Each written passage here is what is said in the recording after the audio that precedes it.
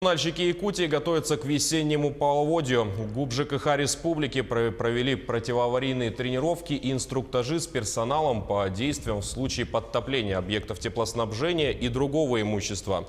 Обследованы гидротехнические сооружения, водозаборы, насосные станции, теплоснабжающие объекты, попадающие в зону возможного подтопления.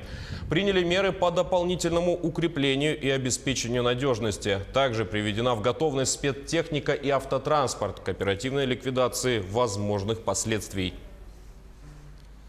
МЧС также провела завершающий этап подготовки к весеннему половодью. Начальник главного управления в регионе Павел Гарин провел смотр готовности оперативных групп, куда входят спасатели, взрывники, сотрудники МЧС и гидрометеослужбы.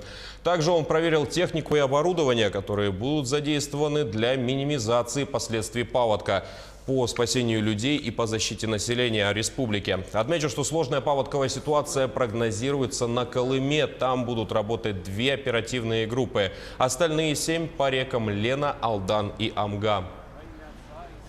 В этом году мы планируем паводок провести в 3 этапа.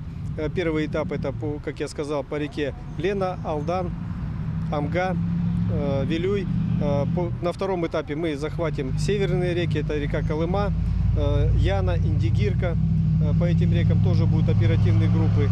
И на 3-м этапе мы планируем паводок завершить. Летний дождевой паводок — это в центральной части Республики Саха-Якутия.